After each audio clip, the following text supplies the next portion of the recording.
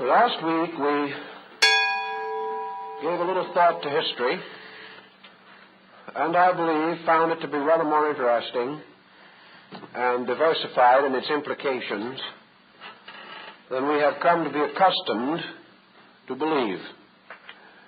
This week we want to explore education.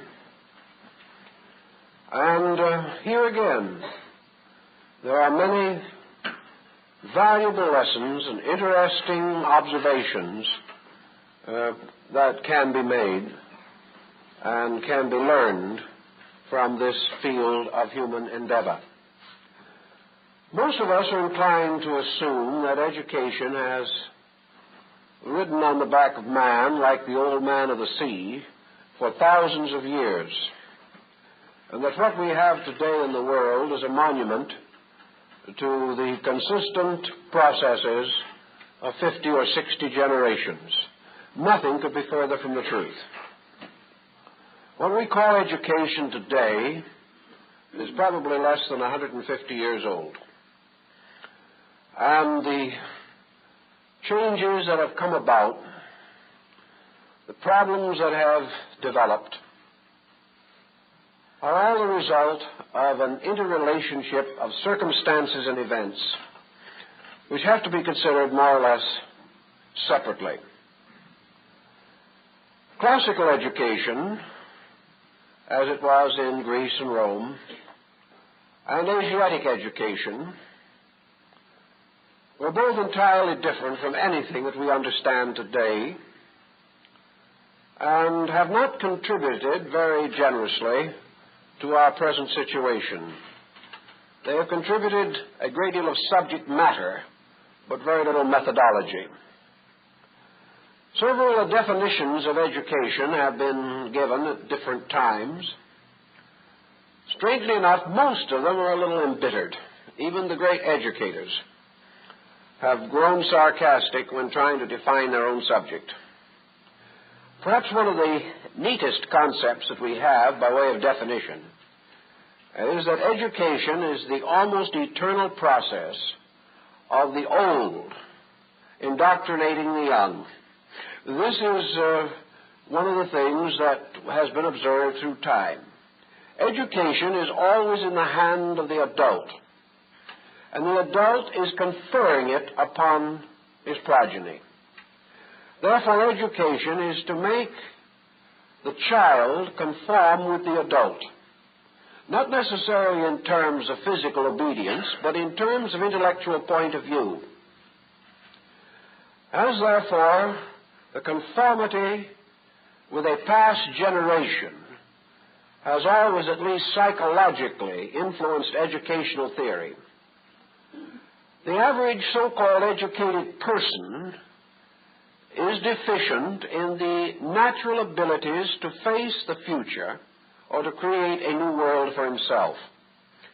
Training causes him to adjust to a situation which itself is not fixed. Even as he adjusts, the situation itself dissolves. And this has become a matter of increasing importance as the progress, so-called, of our culture exhilarates, becomes more pressureful in all its departments. Back at the beginning of our Western educational theory, education inherited the conflict between the Christian Church and the pagan Roman Empire. And when Christianity finally triumphed, it triumphs not only in religion, but what might be termed the broad area of cultural policy. So the church not only broke with the gods of Greece and Rome, but broke with the institutions as far as it could of these cultures. It broke with the greater part of the pre-Christian curriculum. It had to take certain things and carry them along, but it made these things completely subservient to theology. Now, such subservience also is found in other religious groups, and broadly speaking, the ancient world was educated under a broad religious policy, with the state contributing a certain amount of help and a certain amount of negative pressure. But in the early Christianity, theology came forward to be the primary consideration of education. This was possible at that time for a number of reasons.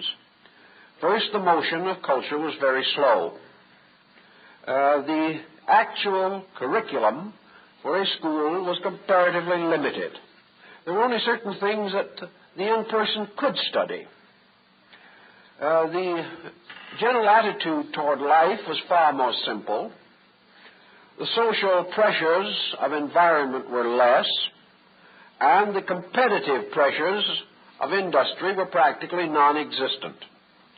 It was therefore quite possible for a child to gain an education by spending 15 years in the mastery of theology, 6 months in the mastery of reading, writing, and arithmetic, and 2 years apprenticeship to a trade. This did it. He was then ready for life. If he wanted to go into an extremely learned profession, of course he skipped the trade because he wasn't expected to have this, except he was given certain training in order that he might make his livelihood by some trade if his profession failed. If he decided to go into theology, he merely kept on with the long program of theology with which he was already fairly well acquainted. If he wanted to go into law or medicine, he just took some more theology and a modicum of law and medicine. So whatever subject he went into, from navigation to dialing, from the study of grammar to what the old physician called the study of the physics, these things were all within the broad scope of religion. A doctor knew a little about the human body, a very little about medication in general, and a great deal about the Holy Trinity. And with this background, he was content. At that time, a doctor was unaware of the existence of dissection. He had never heard of a microbe. And all that he had to do was to take his theological Latin, which he had already had in generous doses, and apply it to the translations of Galen and Avicenna, the principal pedants in medicine. So if he could read Latin, had the patience to say his beads, and study Galen and Avicenna, he was ready to hang out a shingle. Now, this kind of a way of life was adequate to the time, not adequate because it was truly sufficient, but adequate because there was nothing better. There was no great competition in education in those days. There were no Einsteins, no Sir James Jeans, and no Millikins. The entire development of society was essentially the perpetuation of old ways, the continuance of old ideas, and the repeated study of ancient authorities. The individual had no future for which he had to plan. The future was just the continuation of the present way of life. This went on more or less consistently, with one or two minor interruptions. These interruptions included the rise of the Islamic League in the Near East. Islam had never been thoroughly theologized as we know it. Islam had no elaborate concept of theological indoctrination such as dominated Europe through what we call the Dark Ages. It was therefore possible for the Islamic scholar to change the pattern of things. He still had to become an authority on the Koran. He still had to obey the laws of his country. And in legal matters especially, he had a great deal of Koran and very little of any other kind of legal instruction. In medicine, he had copious doses of the Koran and also shared in the joyous task of reading Galen and Avicenna. But his educational program was open to more instruction. He began to become aware of philosophy, which was more or less exiled from European education, he began to consider science, astronomy, mathematics, more in the terms of the old Grecian culture. And gradually the educational institutions of the Near East began to rise and compare more than favorably with the similar institutions in Europe. Greek philosophy, Greek science, even Greek art and letters drifted back into Europe from the Arabic nations and teachers. By this time also other situations were arising. The church began to realize that it was no longer possible merely to indoctrinate. The individual could say his beads, keep all of the holy days, and never miss the sacraments, and still be unable to administer the responsibilities of collective, national, or state existence. So gradually the church broadened its area, not at the expense of theology, but at the expense of the time of the student. The curriculum began to enlarge and lengthen. Nothing that was taught was left out, but more was added, until finally schooling began to take on a little of the pretension that we recognize today. Also, as time went along, the process of dividing education into primary and secondary levels evolved naturally in the need for specialized education for professions and the broad separation of social strata in Europe. It was obvious that the peasant, the merchant, the shopkeeper needed some kind of education. He had to have it. His education was for the most part self-taught.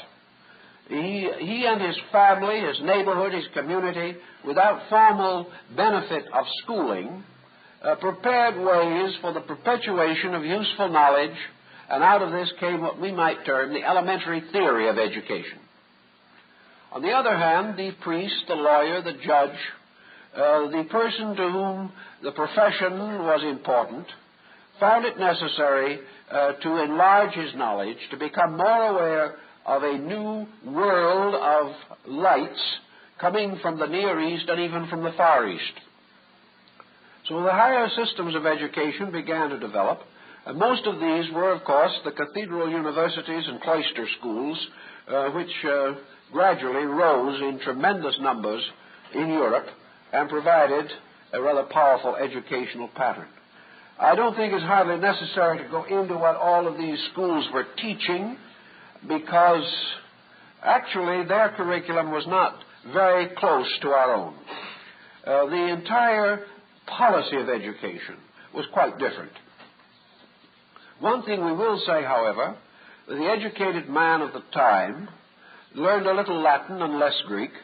He was able to continue his studies in theology, which still dominated, but he was also equipped to meet the simple emergencies of his time. He could perform the various duties and responsibilities with which life confronted him. About this time, we have to face the consequences of the Protestant Reformation. In the Protestant Reformation, a new situation arose. Up to that time, education had been largely financed by the church. Most of the instructors were theologians. Most of the schools were run on monastic lines. Even the early universities were really little more than cloisters. They did not impose clerical obligations upon the students, but the students lived in a clerical atmosphere, took on much of the general manner of monks, and were prepared for long periods of confinement in unhealthful quarters, in uncomfortable and even dangerous locations, without adequate food, without adequate medical care, without the normal hygiene of life. It was a rather rugged problem at that time to secure what might be considered an adequate education.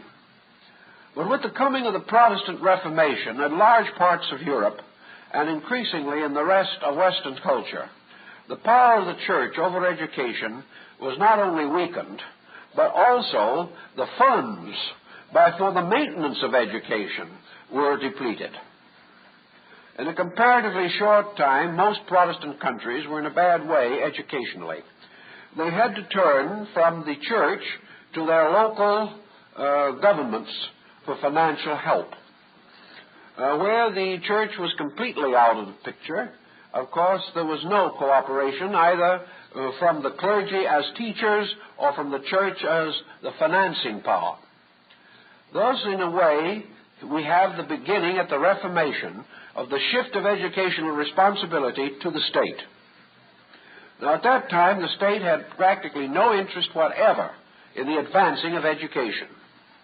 The feudal princes were interested in gathering their taxes and spending the money as they pleased.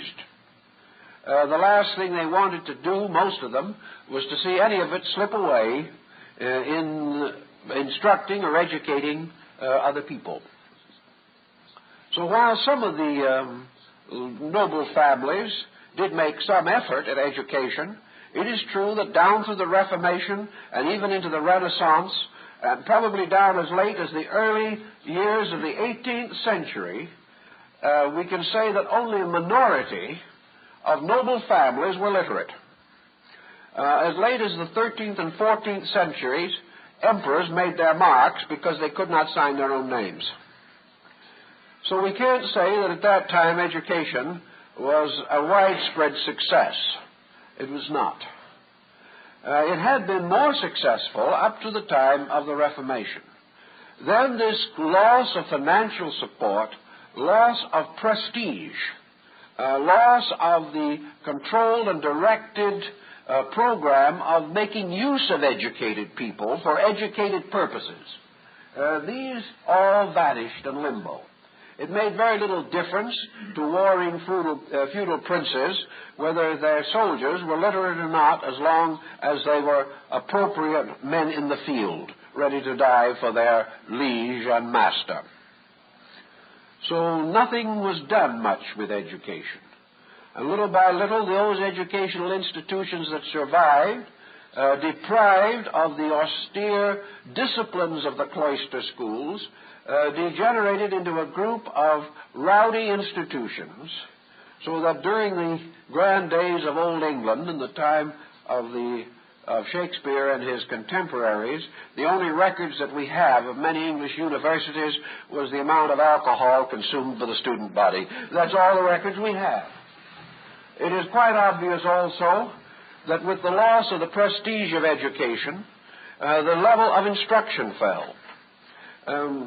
Instruction began to take on the position that it held in our own country 150 years ago, when school teaching was a kind of a benevolence in which persons with a certain moral determination to be of value to young people simply turned their backs on comforts and luxuries and worked for a lifetime for a bare maintenance. And that was about all the teacher got at that time. All this period, of course, nothing much was happening in the world of knowledge. Until the rise of the instincts of humanism in the beginning of the 17th century, Europe lived in such a way that the knowledge possessed by the father was all that the son required. It was perfectly possible, reasonable, and appropriate, therefore, that the elder should cause the child to conform with the prevailing knowledge of the time. Then we had a certain kind of knowledge explosion in the 17th century, the discovery of the Western Hemisphere, the rise of a group of brilliant intellectuals, the beginnings of such institutions as the Royal Society and the Berlin Gymnasium. These things began to affect education. Men began to reach out for more knowledge. We began to be aware of a world rather than a continent. The problems of language grew more complicated. Benjamin Franklin presented his discoveries in electricity. Harvey had already brought in the theory of the circulation of the blood. Still earlier, Vesalius had given Europe the beginning of the study of anatomy. lines of thinking totally unknown in the past or regarded with no particular consideration suddenly became the pressing considerations of the moment. It became more and more obvious that man was determined to learn to think, that he was determined to think much as he pleased. The Reformation had cleared away the necessity for religious conformity. And now, under a Protestant atmosphere, or under a comparatively little religious atmosphere, we see the universities and the colleges breaking not only with the old theology, but breaking even with the dominant religious systems of the countries in which they flourished. Religion gradually disappeared from the universities, and about all that was left were departments of theology for those who wished to make a religious life their primary consideration. Now, this brings us to a point where we must pause and summarize, because we are in a situation that is particularly interesting and psychologically important. The gradual restriction on religious teaching began to affect the primary theory of Christian education, namely, that the beginning of education was the establishment of generalities in the mind. In other words, a young person growing up should first have certain general knowledge. And under a religious system, this general knowledge was largely ethical and moral. Under a religious system of instruction, the child's primary instruction was in good and evil, in character, in the development of convictions, in the recognition of moral duty and responsibility, such as obedience to parent or authority, maintenance and protection of the laws of the community. The individual was taught certain self-disciplines. He might be even taught the dignity of poverty. He was certainly taught the indignity of attaining worldly goods by unreasonable or unfair means. Under this general theory, then, of principles of education, two types of instruction were given. One was the general theory of knowledge, ending in the concept of the baccalaureate. In this general theory of knowledge, the individual gradually gained control of what might be termed instruments of knowing within himself. He learned reading, writing, and arithmetic, which were to become tools rather than actual attainments in their own right. With them, he could approach or attack other subjects. Therefore, they became basic instruments of knowing. He gained certain moral insight, and he was given a basic knowledge of such crafts and trades as might be necessary to his survival. This was all in the general line. If he came from a better level of society, his general education would include literature and letters. He would learn to know something of the philosophers, something of the artists, musicians, something of the cultured people of the world who had preceded him, and would learn from these things a number of points which might be applied to the cultivation of his own gentility. The broad program had to come first. This broad program then prepared the individual largely to be a gentleman. Now, at that time, this was very important if he was a gentleman, and no importance at all if he didn't belong to the proper level of society. But higher education did verge toward this problem of gentility. It helped the individual to recognize values also. He had to labor hard and long for what he learned. He was miserably treated by his instructors, who thought nothing of beating him half to death for no particular reason except their own sadism.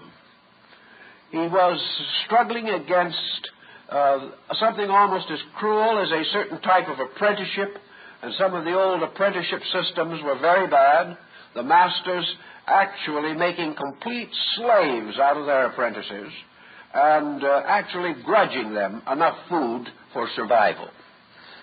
This situation made education a difficult, long, and tedious problem, And those who attained it did so because of an irresistible determination to attain it. Nothing was handed on a silver platter in those days.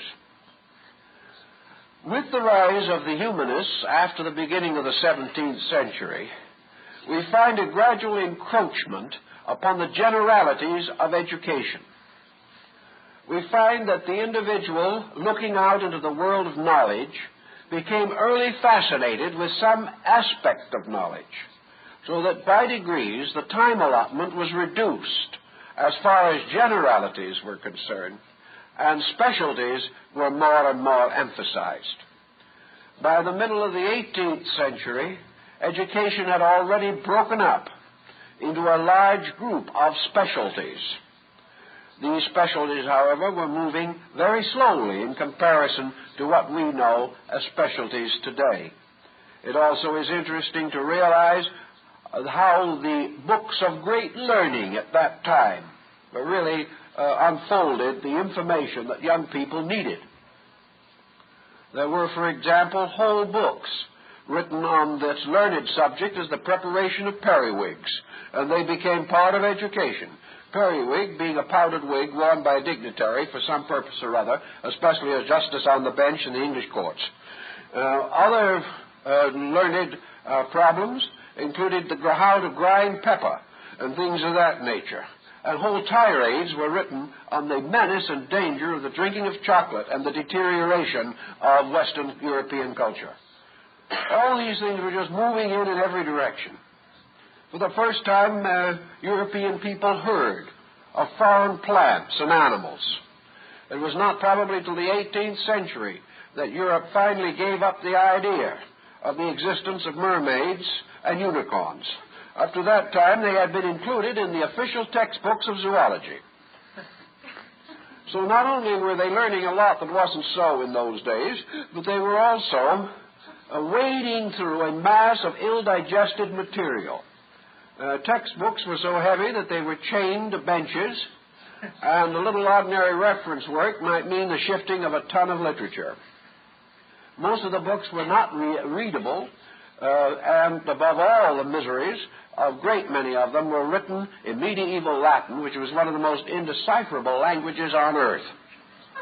Far worse than Sanskrit, Chinese, or Court Russian. These problems call for more reformations. One of the first of these reformations was to get what were called the lower grades of education into the argot of the people. Paracelsus of Hohenheim, remember, was one of the first to teach the principles of medicine in the language of the people, in his case, Low German. Up to that time, all learning, everything that was important for man to know was in Latin. And such Latin. Latin, the like of which had never before been seen, and which still is a sealed book. Most works in Latin of that period are not even translated today. It's been given up as almost a hopeless job. For not only were the books written in a very corrupt Latin, but most of the typesetters could not read Latin, which also resulted in a joyous situation. Also, there was a delightful habit in those days when they wanted a line of type to come out even, and it wouldn't, they just threw away a few letters. This further complicated the effort to find out what the author intended. When Martin Luther read his version of the Bible in Low German for the first time, he couldn't read it. He had translated it himself, but he couldn't make out the printed form. It was so bad. So this problem led to broad reforms and the effort to bring the basic principles of general education into the language of the people. This was a beginning that was to bear considerable fruit, but even some of the real fine leaders of our thought were very unhappy about the whole situation.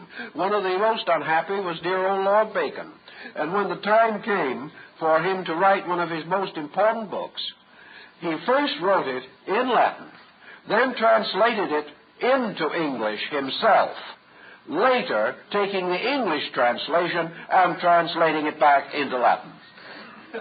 He wanted to be sure the job was thoroughly done, and it is in this way that we received the De Augmentis, or the Advancement and Proficience of Learning. The Latin scholars died hard. But like most of that particular group, they had a lost cause. Man was moving, and he could no longer be delayed by the unreadable, unpronounceable Latin grammar that dominated at that time.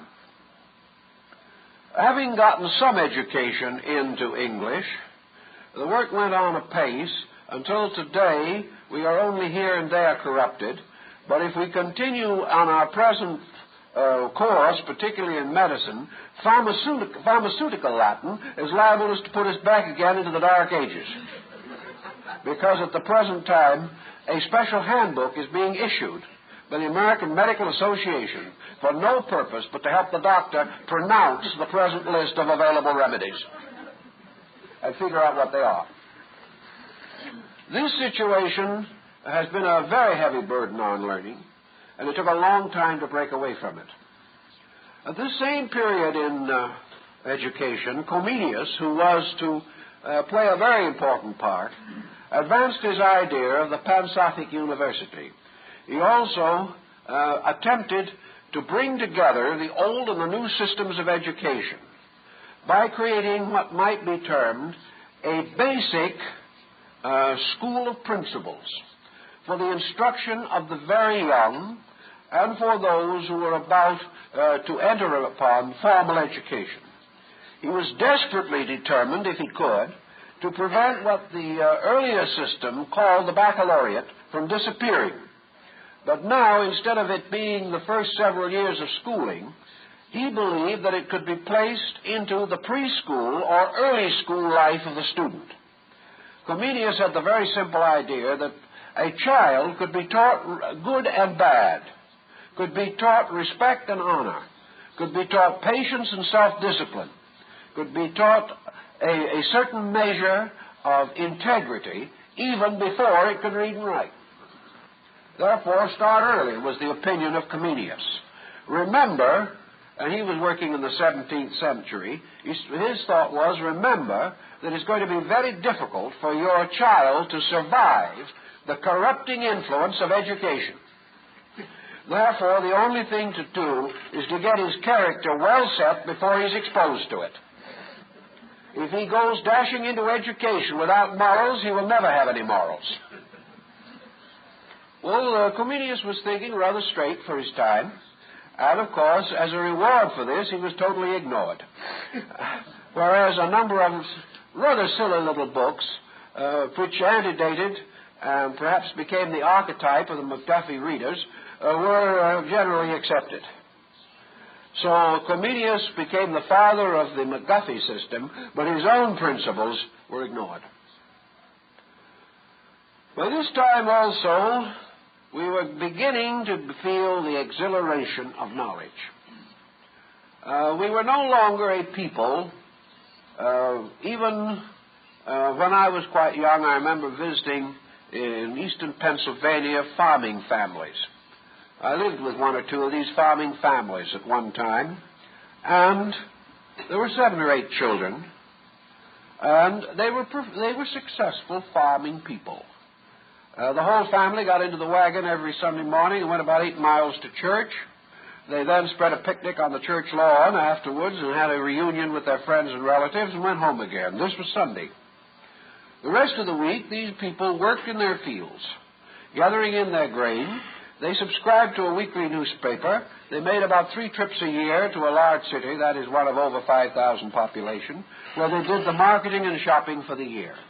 This family was a standard family. They could all read and write.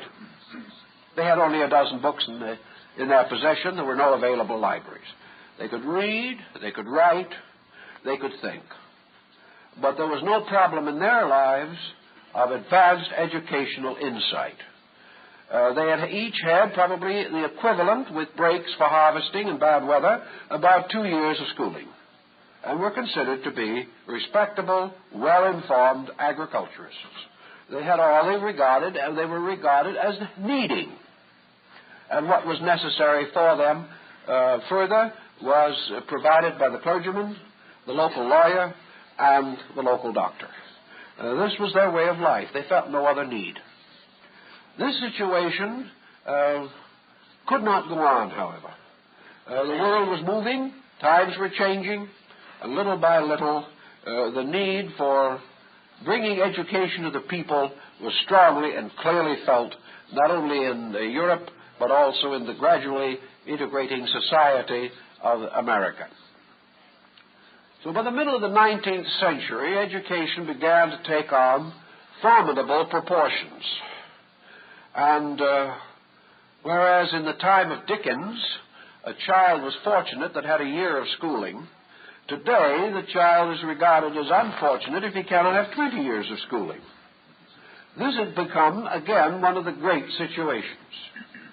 The tremendous accumulation and the tremendous exhilaration of knowledge in the last 100 years has broken down the whole theory of education as it was originally devised. Education was originally upon the assumption that all that was to be known was already known. And the average person didn't live long enough to discover this was not true. Because the motion was so slow that a man educated in a small community in England or in Germany around the year of 1600 could live to be 98 years old and rest with his fathers without feeling that he had in any way failed to be contemporary. The contemporary pace was so slow that it was measured in centuries. Today it is measured in days or in weeks. There were no really abrupt changes, and such changes as there were in those days were so gradual that the average person could adjust to them without any very great shock. Now we have a situation in which not only is change continuous, but by the very nature of change, change is continually undermining the previous structure of facts.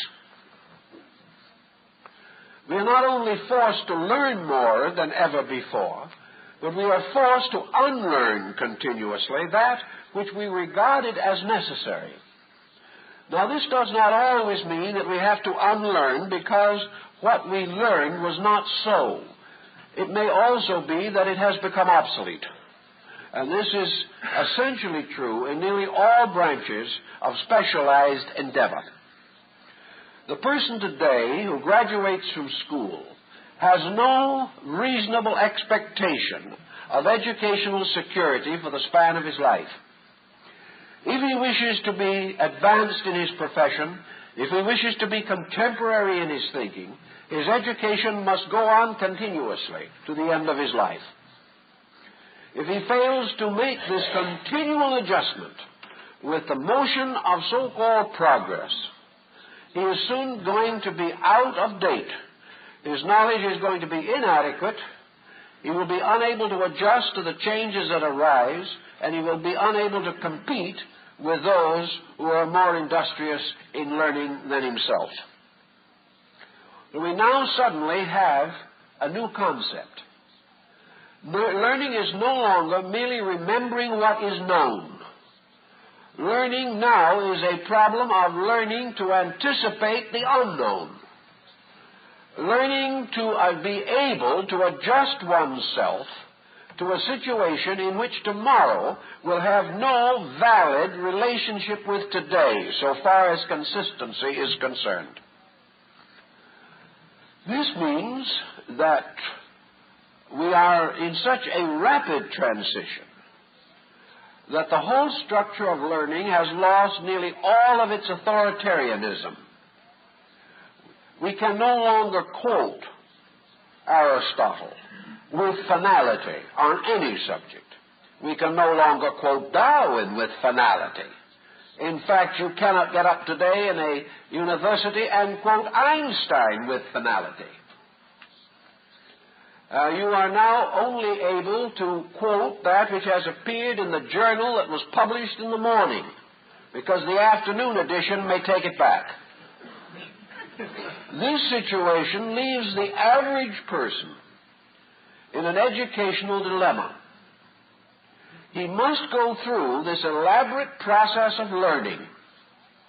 But when he has completed it with honors, he has not learned it. He must spend 10 or 15 years mastering a science, only to learn when he graduates that he has not mastered it at all, and that the science has been moving more rapidly than his learning has been able to progress. It is actually a fact today in this highly technical department of learning that a man who graduated a year ago would have difficulty starting again at the beginning of that system of education and graduating again. In other words, if you graduated as a doctor in science and you went back to your own first year in science and tried to take the examination which you passed with honors 4, 5, 6, 8, 10 years ago, you would probably fail.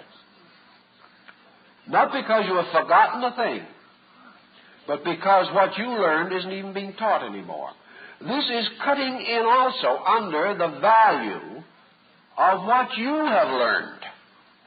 So that instead of being able to say, I have a doctorate in science, I am therefore now qualified to enter into the scientific world, this strange thing called change has cut in under that doctorate and has very largely invalidated it. In order to be able, therefore, to go on in, for instance, in a scientific laboratory where you might be wishing to do something in the scientific line, the first thing you do when you graduate with your sheepskin in one hand is to be taken by some large corporation into its own laboratories and put to school again. That is what it really amounts to. Because in the course of life which you have spent trying to learn, that institution for which you are now working has outstripped everything that you have known. To learn, therefore, is no longer to take hold of something, and when you have it, you have it. This no longer exists. Learning today is a series of perpetual adjustments, a problem of being eternally contemporary. The generation that teaches you is archaic before it has finished teaching you. The very professors that are now instructing you could not get a job which you hope to get when you graduate. To meet this kind of a situation, we have to face not only a complete reorganization of the basic theory of education, but we must in some way streamline or reduce or integrate the concept of education into a more workable instrument. To attain a specialty in medicine today, for instance, surgery or something of that nature, it is not unreasonable to assume that the average student will have to spend from 18 to 24 years in school. Well, this is a long time. It not only is a long time in terms of its discouragement to the average person, but it is a major inroad upon the total life of the individual. It means that he has to be from 25 to 30 years old before he can begin to practice his profession. Even then, there are further restrictions upon the probability of his success. And he is fortunate if he can really get himself on his feet and going by the time he is 30. And according to present employment standards, he is obsolete at 40. Thus, he has about 10 years with which to meet the tremendous challenge, not only of his own survival, but bringing up a family and preparing for his old age. By the time the person who is now going to school graduates 20 years from now, he is going to be living in a world which the present-day school does not even dream about. Yet he must continue to go along on procedures, methods, and policies that are not changing. He must realize that there is a constantly widening interval between the public school and what we might term the areas of practical knowledge. This widening interval may not be so noticeable in elementary education, but it is certainly present and obvious in higher education. How to cross this interval under the present policy is not an easy question to answer, because those now controlling education have no idea of this interval themselves. They belong to an entirely different bracket. They are antiques. They are old, broken-down people who graduated 10 years ago and are already worthless. And that's just about where it is. And it's getting worse every day. To meet this situation, we have to begin to think about some of the things which it seems to me could help us. One is that education will ultimately have to be divided into two areas, as it was long ago, but before different motives. There must be an area in which education primarily is concerned with equipping the individual to be an individual. In other words, there are elements of education that will never change, or will change so rapidly, or rather change so slowly that we will never notice them. And unfortunately, these are the areas that are neglected. It will be a long time, for example, before education or science can advance beyond the point where the individual has to learn to read and write. And this is being neglected. This is one of the continuing things. We join with all education of all time in the absolute requirement of literacy. Unless the individual is able to interpret the symbols of his language, unless he is able to communicate, he cannot instruct himself or give instruction. So for 10,000 years, since the invention of any form of the written word, men have continued this procedure without interruption or change. This is important. How long would it take, or should it take, the average child to learn to read and write? I strongly suspect that the average person could obtain the degree of literacy which he is likely to find necessary in life in a period of not over 2 years, probably less. At the end of 2 years of specialized and well-developed instruction, the average individual would have control with some intellectual maturity of at least 2,000 to 3,000 words. And these constitute about 85 to 90% of the vocabulary of the average American adult. An individual who attains to a vocabulary of 5,000 words is considered to be remarkable.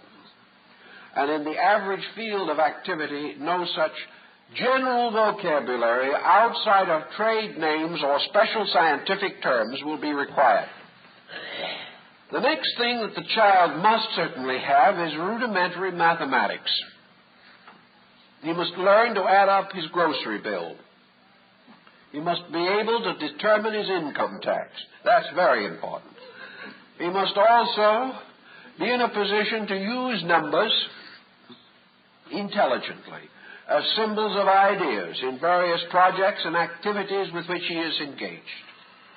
He should have a general knowledge of the peoples of the world around him. He should have a basic education in what might be termed the broad principles which he will later need.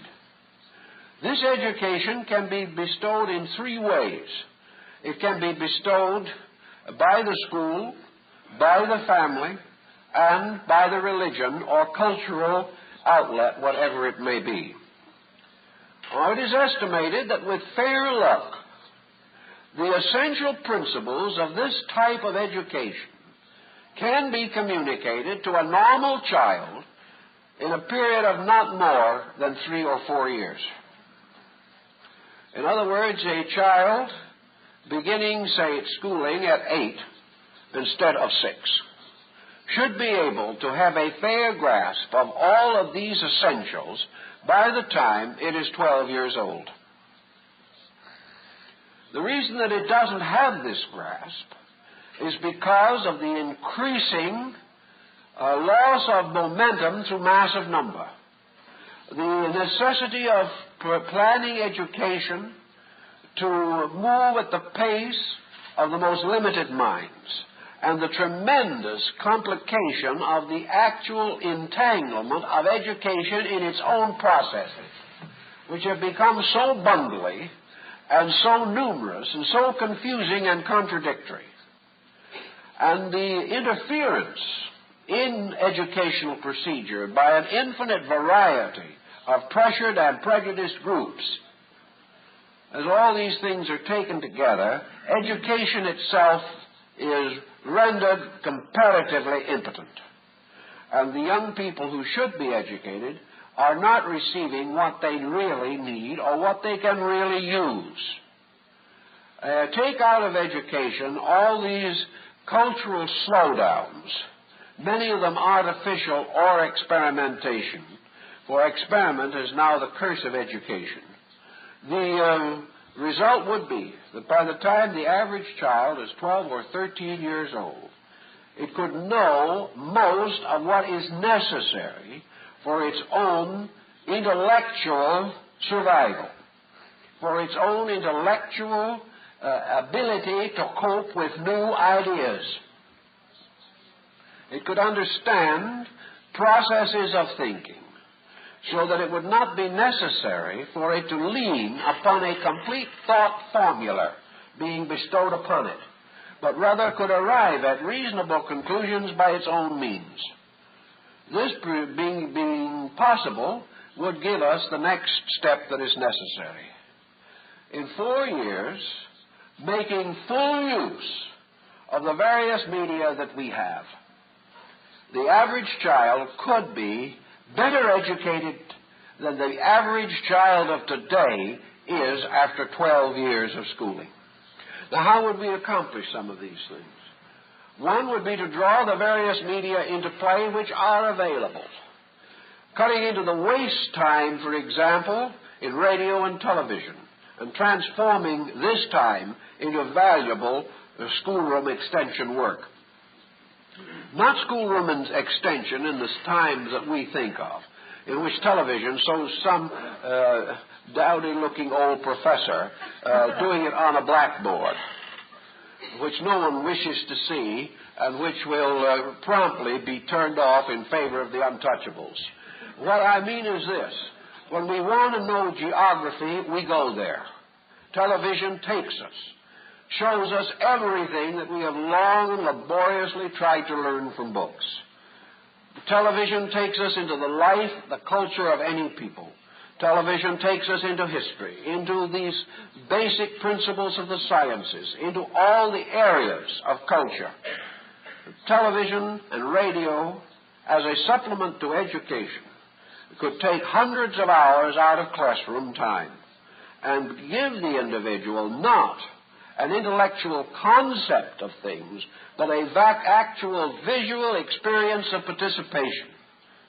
Much of what is now taught in grammar school could be taught entirely through this type of instruction, whether in a classroom or at home, because the actual seeing of the procedures themselves will reduce the time of teaching very, very markedly.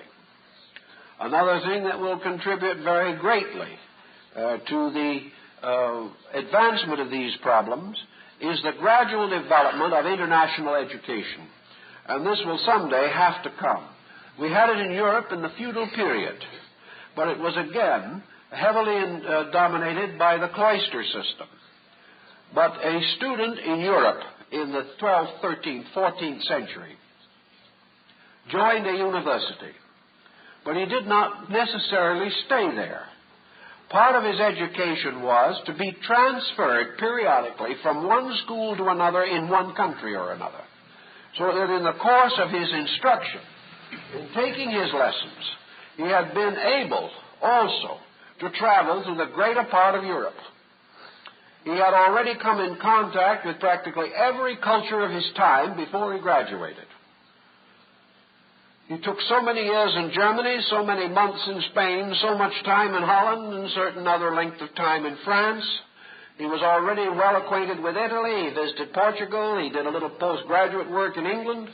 And by the time he really graduated, he was not only informed according to his day, but was well-traveled and had the experience of direct contact with other peoples. This is a valuable experience, and a great deal could be done to hasten and deepen educational procedure by combining education with the experience of social adjustment with the cultures of other peoples. This has already been advanced as a possible, powerful force toward world peace and toward preventing the misunderstandings between nations that result from just plain, old-fashioned ignorance. And it is perfectly possible for an individual to graduate cum laude from one of our greatest institutions without sense enough not to be intolerant. But if he lives with other people, if he works with them, if he actually understands them, he is not nearly so likely to be able to go along with a pig-headed prejudice against someone on the other side of a national fence. This type of thing means a great deal. Also, learning by doing is a very important thing, not only in the trades, but also in sciences and arts. Young children can be already taught most of the principles of basic science as play rather than as work. In fact, many young people today are teaching themselves better out of school than they are being taught in school, as a result of their tremendous interest in the creation of model airplanes, model motor cars, model space rockets, and things of this nature. They have already a fair knowledge in these fields which do interest them, much better knowledge than they receive in school. So gradually a policy can be developed by means of which an extension of education becomes part of the play life, the game life, the happy life, the non-tedious, joyous expression of young people simply living and enjoying the process of finding out the things they want to know. Much time can be saved by simply building this concept into the American way of education. Also, this process keeps these young people contemporary. They are no longer going to sit back and read Dickens as their fathers and grandfathers did. They are now out to explore an unknown world, and they intend to explore it. But they have not the proper faculties and facilities under our existing situation to meet the demands of their own minds for a larger experience of life.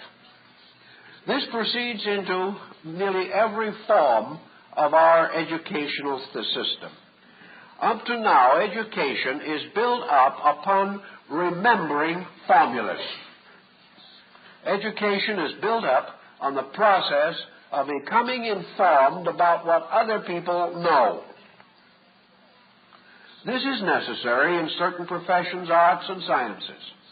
But broadly speaking, this has been overemphasized, and the result has been a terrible loss in the production of thinkers. Instead, therefore, of continuing this process of piling one mass of facts,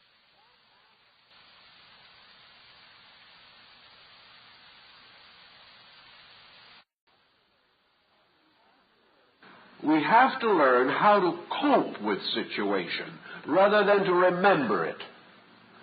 Instead of feeling that we are informed because we can quote somebody else, our informedness must be proven by the fact that we can adjust to the unknown of tomorrow. The essential purpose of education is to create a person who can safely live tomorrow. It is not enough to equip him with any group of dogma upon which he must depend for knowing. It is assumed, of course, that tomorrow is merely the extension of today. This was once true. And now, however, tomorrow may be the complete contradiction of today. There are several ways in which this can be possible. One thing, for example, is that with this high development that we have in nuclear physics, today we have an uneasy peace. Tomorrow we might have a war of extermination. The individual who is educated must not only be educated to get along in the uneasy peace that he now experiences, he must be equipped to meet the challenge of a complete catastrophe if it should occur. We have already found that a great industry, like the motion picture industry, has grown, reached a tremendous sphere of influence, has declined, and now virtually died within the generation in which we live. Individuals pass through its entire career carrying with them a tremendous institution in its rise and fall in 50 years. The individual who trained for that type of life is already unemployable. No matter what we work with, we work in a complete period of transition. And to meet this period of transition, we have to have a different kind of education. And the point that is most important of all seems to be that this different kind of better education could be conferred more rapidly than we are now doing it. Looking forward, sociologically speaking, into the next 25 years of our way of life, we cannot hope to estimate the changes that will occur, but we can, to a measure, suggest the probable directions of some of these changes. We know that beyond any question of doubt, many of our most cherished and considered staple institutions will be gone. We know also that most or many of our methods of doing things will be obsolete. That somewhere along the line, this whole situation will change. We know, for example, what electronics has done in the field of human endeavor in a comparatively few years.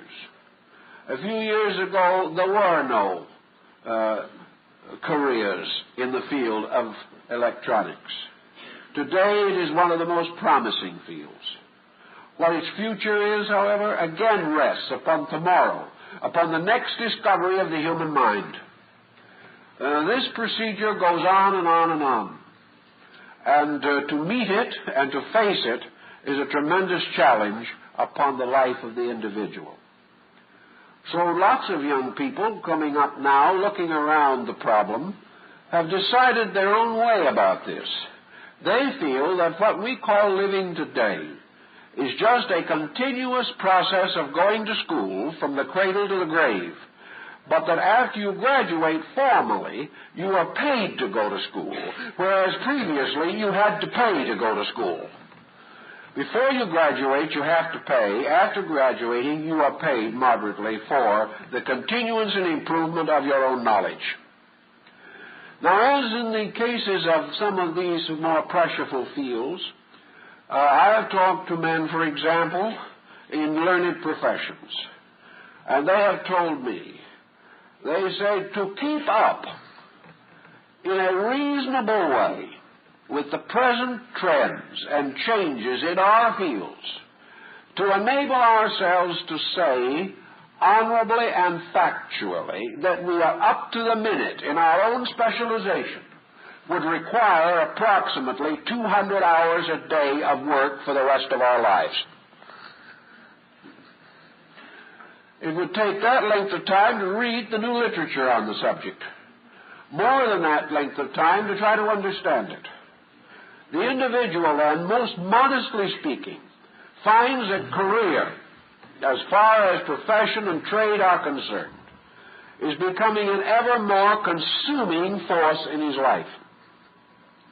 In order to maintain himself in one of the higher brackets of society in which he lives, in order to regard himself as an executive, a leader, or a technically educated person, he must practically devote his life to the continual amassing of knowledge. If he does not do this, he will be outraced in a short time, and he may be replaced by another person much younger and less intelligently informed than himself, but possessing the immediate answers to some new situation that has arisen. This means that what we call education, progress, development, these things not only become essentially the foundation of our economic survival, but they gradually encroach upon every other area of our lives. And in the end, the problem of trying to know will very largely eclipse the experience of living itself, so that we will no longer live as persons, to experience as persons the unfoldment of our own characters. We will live merely to become continually contemporary with the advancement of knowledge. Into this general shambles will disappear the American home, the American concept of family, friendship, leisure, and all the quiet ways of self-expression and self-improvement that we know. A really well-trained and up-and-coming young scientist who cannot have much time for recreation. He cannot do much with music or art. He has very few evenings with his family. His children hardly know him. Yet he must do this or he will be unemployable in 5 years. Something has to be done about it because it's gradually destroying the very ends for which it was intended. The purpose of education was to liberate man, liberate him from the unknown. Actually, the present process of education is enslaving man. In trying to liberate him from what he did not know, we have put him into slavery to what he does know. We have not achieved our end. We have not achieved leisure. I remember only maybe 15 or 20 years ago, we had a political movement in this country that talked about the possibility of replacing men with machines so that within 10 or 15 or 20 years, according to their thinking, we would all have a perpetual holiday on full pay. It didn't materialize, and it never will. It has the utopian element in it. But even if it were to materialize, even if man suddenly found that he had developed instruments and means, by means of which he would no longer need to work, and would be able to sustain himself on a high status level from this time on through the rest of his life, it would still now take man 500 years to learn what to do with his own leisure. He has lost the whole theory. He has lost the end toward which labor was directed, namely security. The purpose of work was that the individual should attain a certain security and have certain leisure and protection and ability and means to accomplish the things that he wanted to do. He can no longer even dream of the things he wants to do. The cost of achieving continuing survival is at the present time too high to permit much luxury thinking outside of itself. This means that religion and philosophy are largely and heavily neglected, and therefore that education itself is suffering correspondingly. Education is now absolutely unable to cope with the problem of the moral development of young people. It is unable to cope with the dissatisfaction within the body of the young scholastic group. It is unable to cope with juvenile crime within the very sacred sanctuaries of education or in early life outside of education. So somehow something has gotten completely lost. And to regain it or find out what it is going to be one of the duties of the educator of tomorrow. One thing we know he's going to have to do to make possible the advancement of our way of life. He's going to have to cut down the time problem in education. This to him seems impossible. Today we are assured that we need more scientists, one of the long, slow subjects which take many years to master. We need more mathematicians, we need more physicists, more biologists, more chemists, more experts in various fields, which means that we need more 18 to 22 or 24 year school men, which means that we are going to graduate these men in their late 20s or early 30s before they're able to make a living. This tremendous investment cut out of the life of the human being is not justified by the result. This individual is not able to prove that this immense amount of schooling is producing in him a maximum achievement.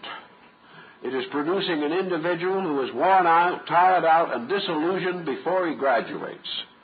And it is also in these long, long years of intellectual struggle with subjects for which he may or may not be even adapted. It is in this period that his dissatisfactions, his rebellions, and his intensities arise, and the result is that most of our institutions of learning are having communistic difficulties on their own campuses. Also, it means that the establishment of the home, the creation of the family, proper years for marriage, these things are all cast aside in this tremendous problem of trying to be educated.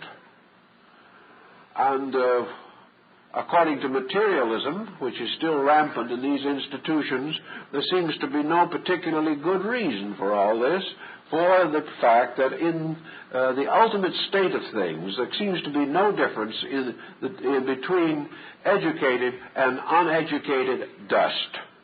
Once we have returned to the good earth, it seems to make very little difference whether we were Phi Beta Kappas or not. So the entire problem from a materialistic standpoint is absolute vanity. But we are pushed on by the tremendous intensities of our worldly so-called processes and progresses.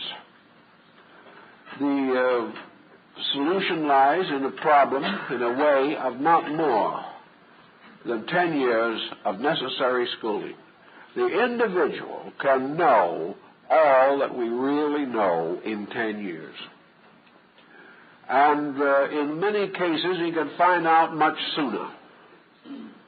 Because after he graduates and goes into the learned professions, if he's an honest man, for every 10 questions that are asked him after he has had the 20 years of work, for every 10 questions that are asked him, he will have to admit that in 8 of them he does not know the answer.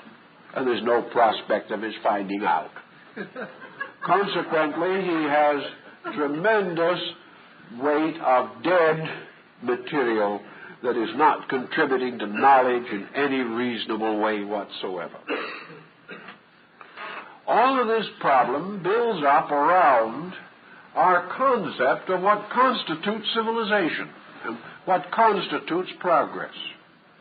It is awfully difficult, in fact impossible, to tell people that there's anything wrong with a system which is in a problem of the constant adventure of discovering. It's hard to tell an individual that all this tremendous amount of work that is being done in all the areas of advanced sciences, that all this is not progress. It's hard to tell him that. It's hard to convince him, for example, of something that I wrote about back in 1924 when I did an article on the mystery of the toothbrush. This was a very important educational work, but it seems never to have made much of an impression upon Harvard. But at the same time, I feel it was a very important thing. And that is that somewhere is the unsung, perhaps unknown, unhonored, and forgotten hero who invented a toothbrush. Now, by means of a toothbrush, it is perfectly possible for the individual to preserve his teeth a little longer, especially if he uses the right toothbrush, the right motion, and the right dentifrice. All these are very important, and like every other field of human endeavor, these change every 5 minutes. And there is no one more miserable than the individual who is using yesterday's dentifrice. He probably won't have a friend left alive. In this situation, however, man has for thousands of years struggled through the darkness of ignorance, superstition, and error before he was able to produce a toothbrush. But during the period in which he was struggling through these tremendous struggles of the ages, something has been overlooked. He didn't need the toothbrush. It was not until man became a more and more refined creature, it was not until he lived more and more stupidly, it was not until he lost all common sense in dietetics and nutrition that he needed a toothbrush. But gradually, he broke every law of health until teeth practically fell out of his mouth of their own accord and threatened not to last to middle life.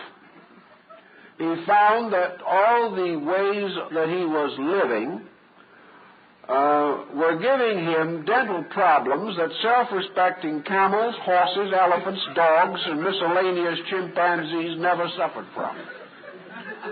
But having broken all laws and come to almost the state where he was toothless by the time he graduated from college, he has met the situation. He has solved the riddle of the ages. He has redeemed the faith of his contemporaries and bestowed a great blessing upon the future by giving them the toothbrush. He has not corrected the reason for the tooth falling out. He has not found out what causes cavities.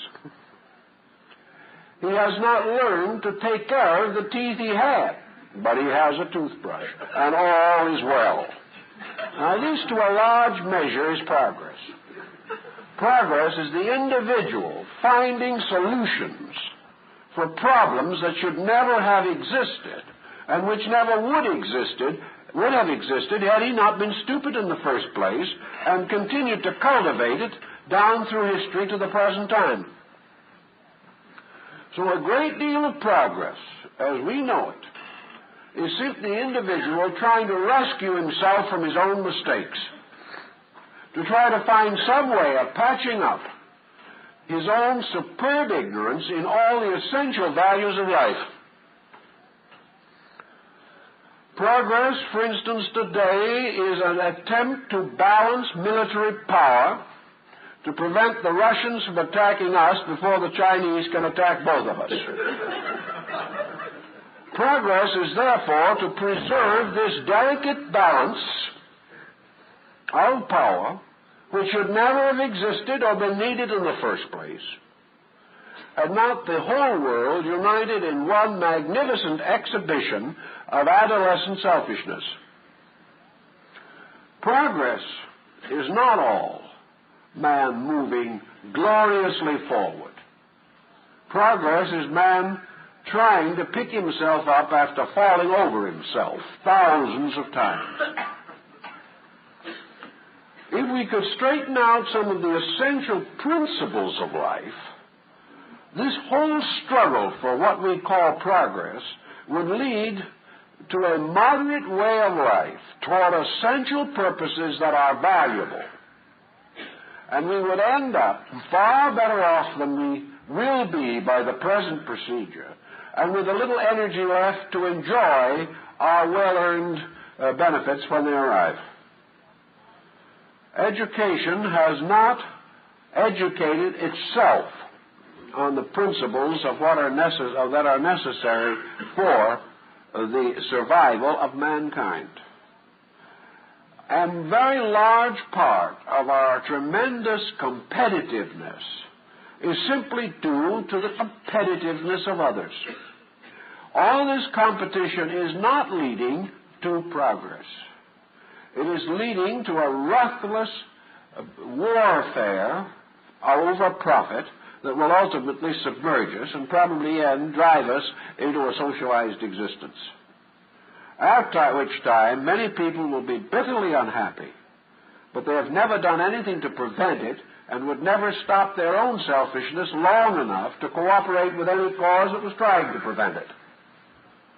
Progress is not just this headlong dash that we are trying to incorporate into the concept at the present time. Progress has nothing to do with who gets to the moon first. Progress has nothing to do with 2 or 3 poor astronauts wandering out in space hoping they'll get back. These things are exciting, they're interesting, they're remarkable, but as the old Frenchman used to say, what have they to do with the price of eggs? And the answer is very little. It is interesting. They're luxuries we might enjoy. And if in the name of real progress we wanted to do these things, we could do them graciously and pleasantly and have a lot of fun with them and ensure as much safety as possible before these experiments are made. And instead of throwing countries into bankruptcy in a wild dash for these ends, they would gradually and naturally develop in a peaceful society if we wanted them. But under our present situation, progress is only a kind of struggle for survival against the tremendous pressure of knowledge. Knowledge is frightening us to death, wearing us out, and destroying the essential end for which it was intended. So we have to think a little bit about what might be done about it. What do we need to learn today?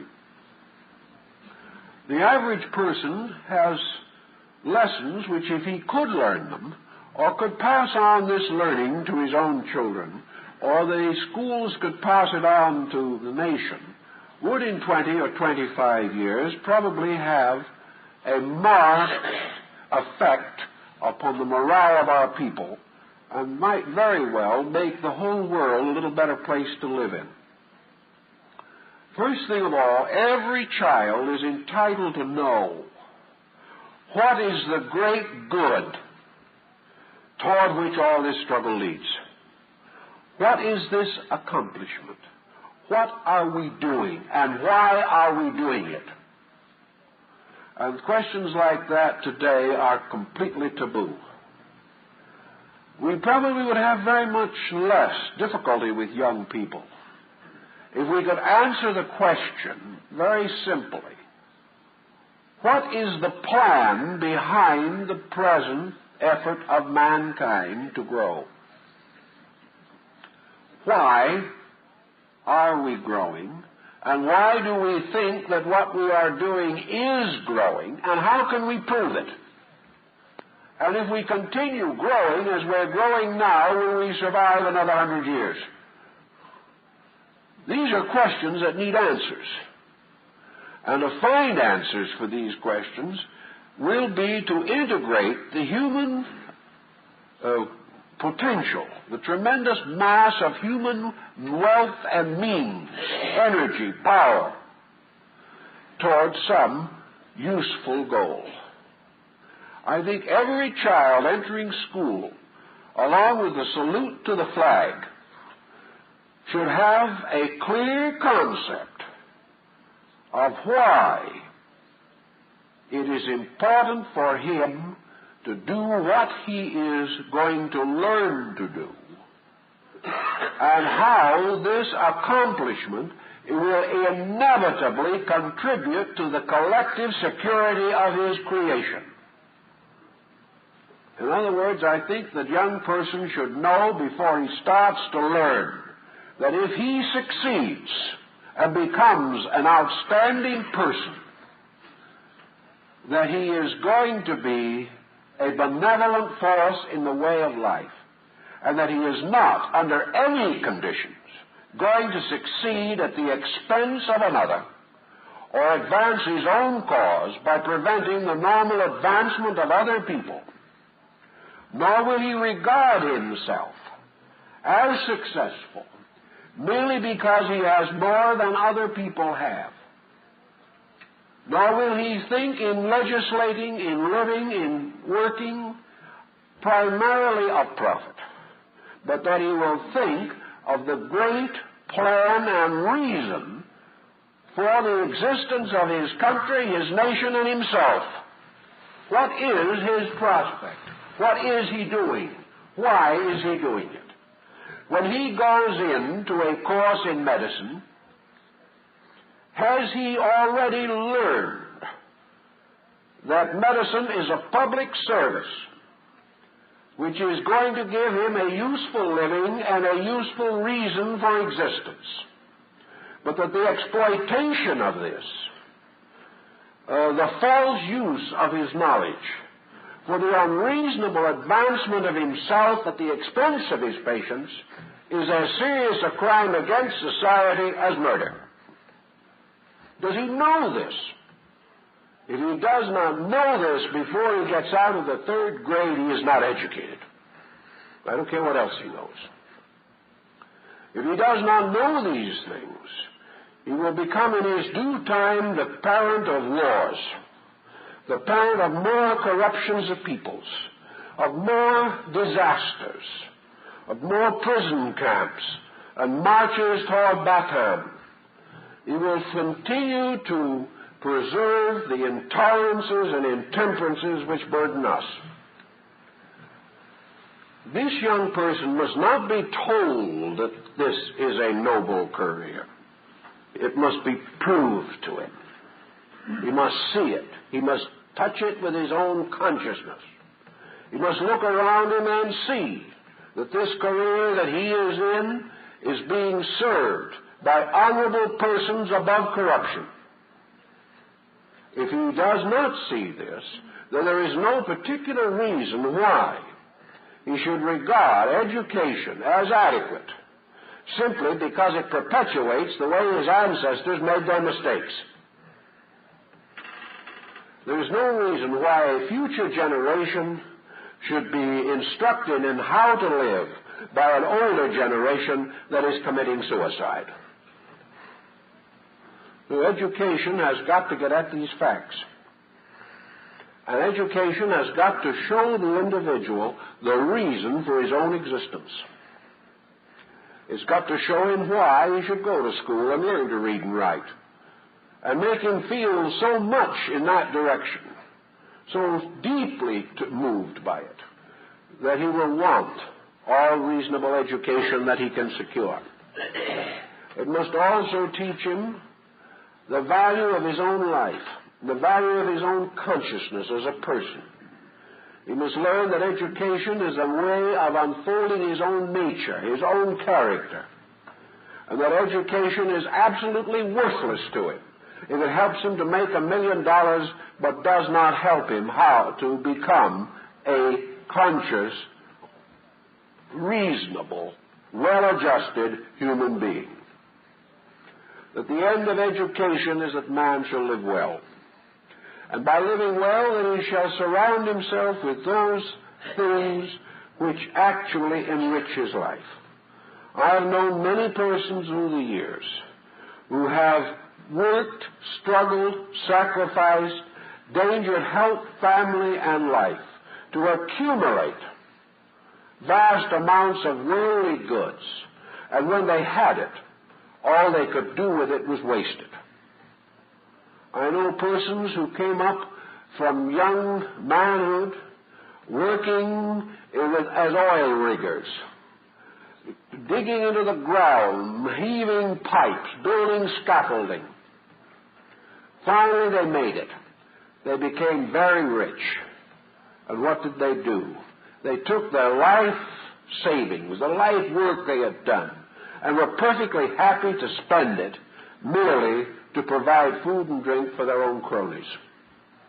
These people spent thousands of dollars simply to entertain each other, with no thought of any values involved. Here they worked for what they had, but their education did not help them to use what they had. They were perfectly miserable. So education has to lay foundations first. And if it lays these foundations well and honorably, all other things can be reasonably accomplished. But without these foundations, we have no education. Now, whether this process of education should be set up as a separate structure, there is difference of opinion. Perhaps man is capable of having this gradually impressed upon him by the very psychological environment in which he lives. This would be true if the environment was worth anything. If our great media of communication, the newspapers, radio, television, motion pictures, all these instruments were quietly but systematically indoctrinating the human being with the principles of a proper way of life, we probably would never have to teach it as a separate course of study. Man exposed to it, man accepting it, works with it. And if the principles we know are necessary were attractively presented, we might never have to formalize any system for their instruction at all. They would simply grow with us, just as bad habits at the present time attach themselves to our personalities. But in one way or another, we're going to have to find out that education is different from skill or technique or specialization in training. Education and training are two things completely different. A trade school trains people, but education is not primarily a trade school. But any education system which teaches the individual only a trade or a profession, and I don't care whether it's bricklaying or astronomy, I don't care whether it is business management or the most advanced physical or mathematical sciences, if the education is solely to permit the individual to have a career in those areas, then he is attending not a university but a trade school. We think of trade schools now as largely for those who are uneducatable in other ways. Individuals of extremely limited talents or limited means available for education go to trade schools. Actually, most of our so-called education, higher education today, is only a glorified trade school. It is not an educational institution. It is not teaching man to be educated. It is merely teaching him to be skillful in a specialized area. Whether it be mental or physical skill is inconsequential at the moment. Actually, then, we've got to separate the concept of the trade school from the university. We've got to recognize that the primary function of the trade school is to teach the individual to have a career in whatever area he wants it. The principal purpose of a university is to create a thinker, a human being capable of managing his own life wisely and honorably, and achieving a rich and purposeful personal existence. These are two completely separate things. The university has become the trade school. The trade school cannot take on the duties of the university. Therefore, the true duties of the university are not represented in modern society except by a few independent groups struggling to preserve something they know to be true. We've got to get out of the idea which the university is carefully fostering, that the purpose of a university is to produce $25,000 a year men. Here is your way of thinking. An individual graduating from grammar school can earn $5,000 a year. An individual graduating from high school is good for from $8,000 to $12,000 a year if he's pretty smart. The individual who graduates from college is a $25,000 a year man at his best. And if he takes 2 postgraduate courses and gets his doctorate, he probably ought to be good for $50,000 a year with luck. Now, this is the way it is thought of today. When a young man is asked, or asks whether he should go to college or not, the answer is, do you want to make $10,000 a year or do you want to make $20,000 a year? Nothing more to it. This is a more dangerous situation than communistic indoctrination. Because this situation is striking the individual at a time when he cannot create an understanding of his own situation. He does not understand the life of the world in which he lives. He is starting out, and he is told today that the purpose of education is one soul's complete purpose, whether he wishes to have status as a person in the higher economic brackets or doesn't he wish. And this is fostered in industry and all forms of modern activity by a conspiracy between business and the university, in which now business has been taught parrot-like that it must select university men for all of its best jobs. This, regardless of the fact that some of these university men cannot read and write, many of them cannot spell, very few can use the mathematical tables with which a business is involved, and in that particular line of business, their football experience is likely to prove of slight value. Yet, this is the way it is done. So education today has got to approach this problem differently. Education creates a citizen. Education creates the convictions of an Abraham Lincoln, the wisdom and practical understanding of a Benjamin Franklin, the dedication and heroism of a George Washington. These things represent the achievements and enrichments of the consciousness of man. This is what education bestows. Wealth was originally taken by hitting a man over the head with a club, or by storming his city and putting his peoples to death, and then raiding the treasury. Later in our own Western Plains, it was done with a Remington or a 6-shooter. Wealth is not the same thing as success. The true purpose of education is to produce this person who is a safe member of the world in which he lives. And until we get this idea over, our education is never going to save us from any major disaster in life, but rather will continue to produce the kind of people whose scientific skill is sufficient for them to advance projects that will blow themselves and everyone else to perdition. And education has never taught them why they shouldn't do it. So we say that there should be trade schools, and that these trade schools represent one level of education, how to make a living. But that these constitute a secondary level, and that an individual, before he is qualified to assume the responsibilities of profession or even trade, must first of all be educated as a person, as a human being.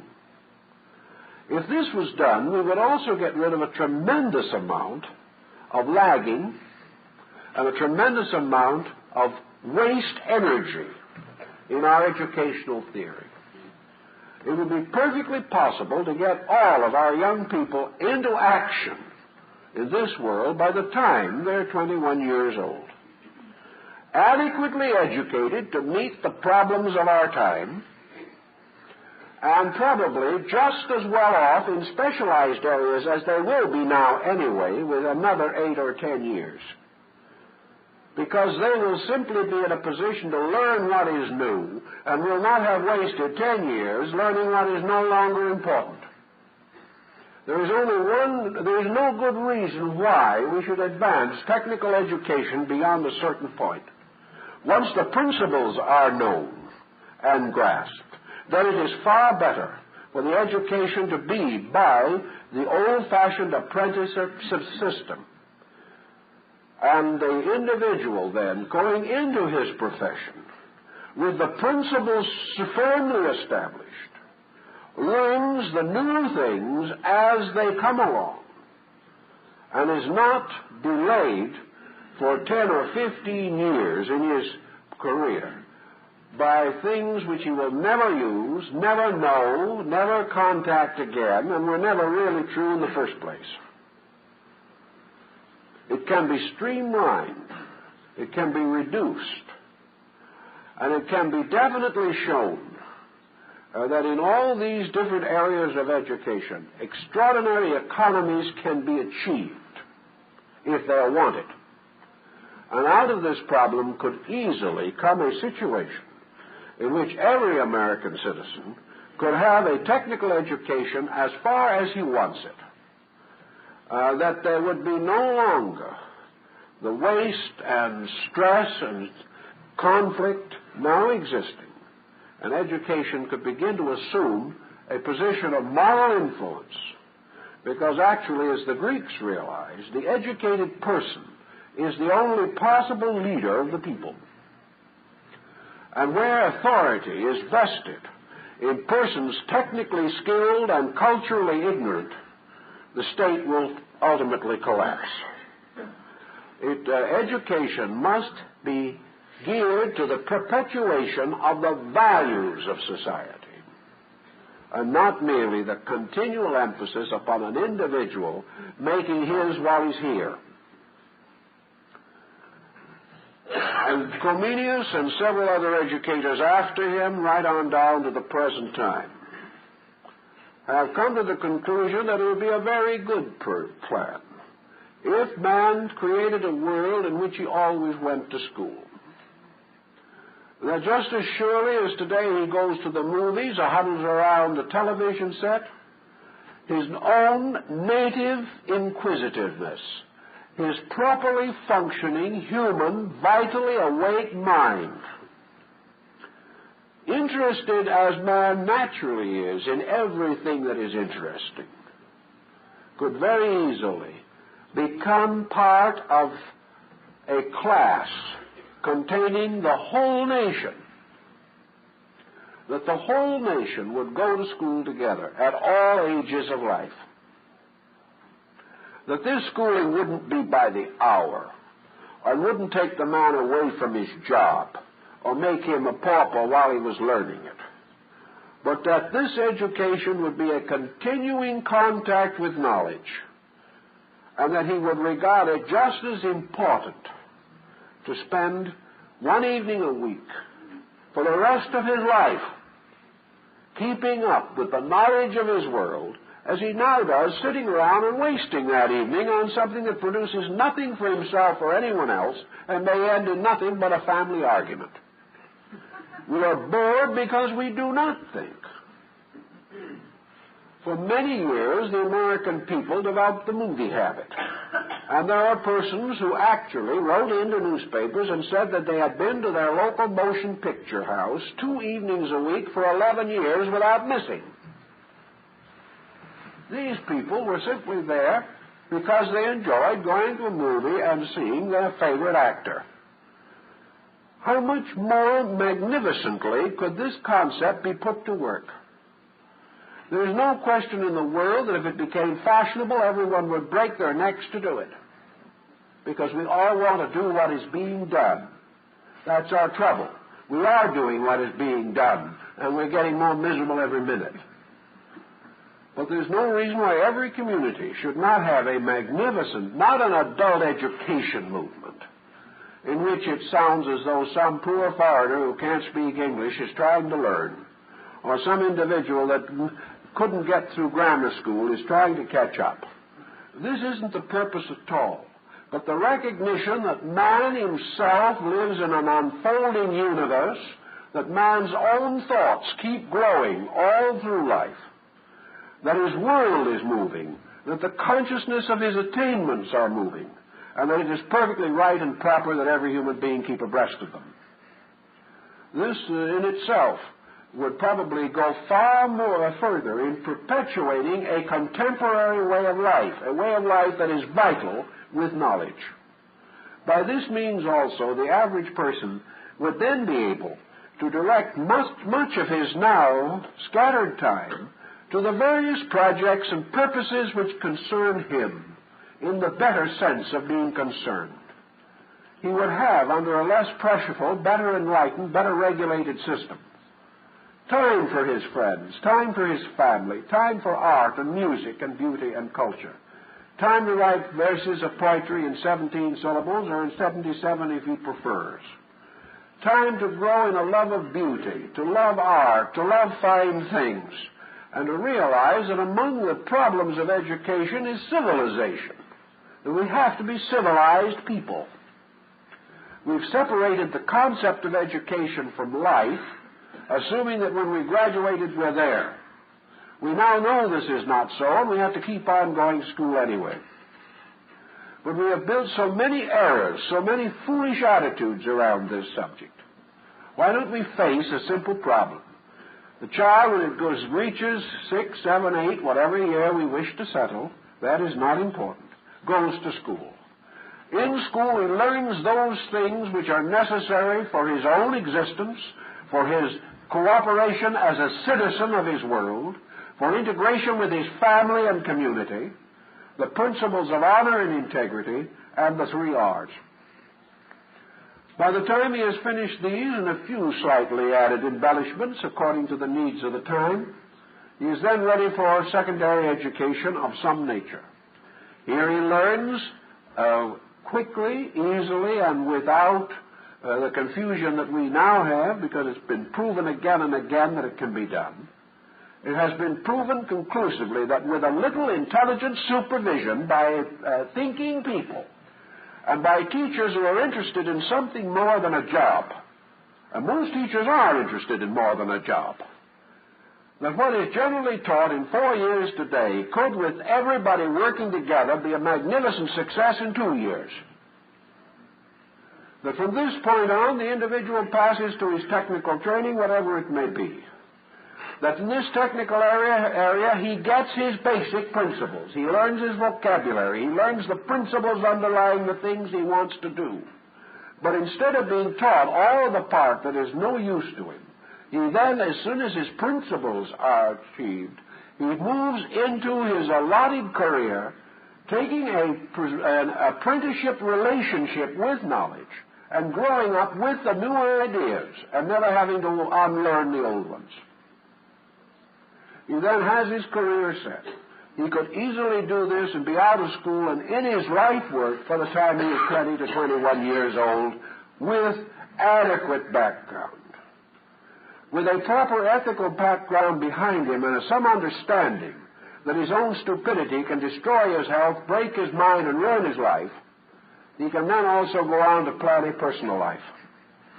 This personal life will continue. And as a part of his responsibilities as a citizen, he has not only the duty of maintaining this personal life, but once a week, one evening a week, in every community in this country, staggered to make it possible to do so without difficulty, in a place properly and suitably arranged for that purpose. All adult citizens, or those not at that time attending school, gather together for the purpose of being posted simply, directly, accurately, and non-directionally on the current advancement of mankind in the previous week.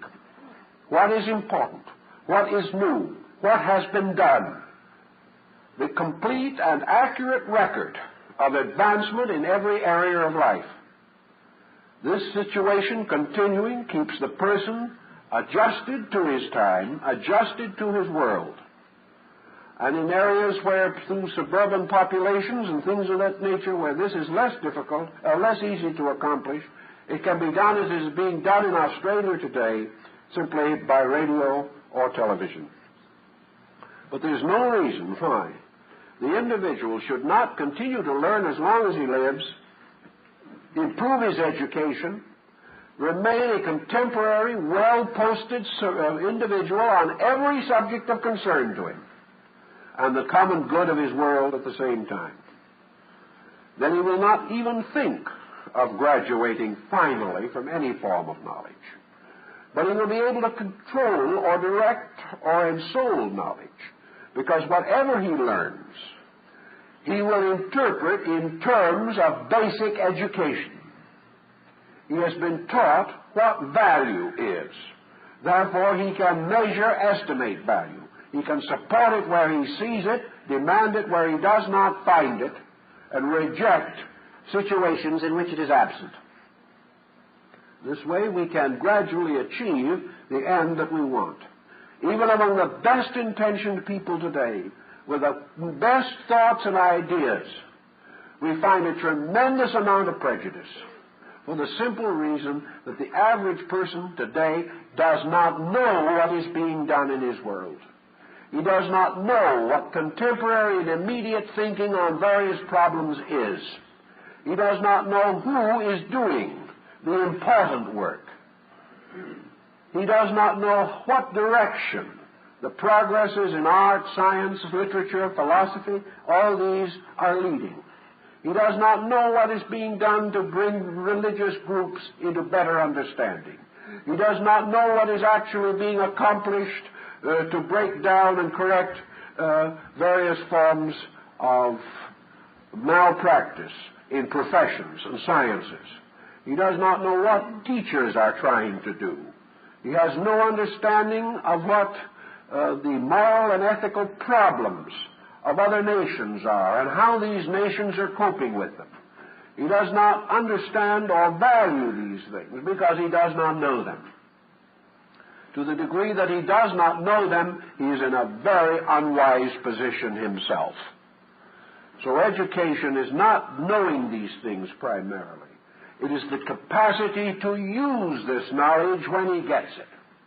And education will then give him the incentive to set up the machinery to make sure that he gets the knowledge.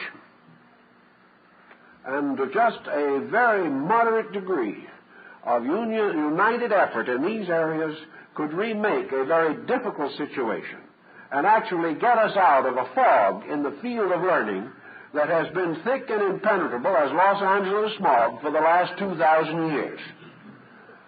And out of the smog we must come. Otherwise we will continue to wander around, believing that we are in a strange and terrible world. And when the smog suddenly clears for a moment, we'll find we've never left our own backyard.